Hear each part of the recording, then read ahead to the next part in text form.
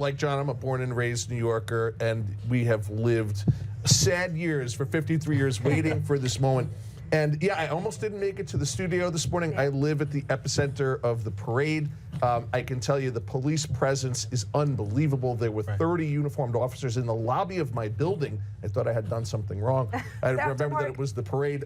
Managed to get up here to the studio, but look, I'm going to ignore the opportunity to criticize the mayor, which is unusual for me, and point out that this is something that has unified New Yorkers with a sense of joy that I think we desperately need right now.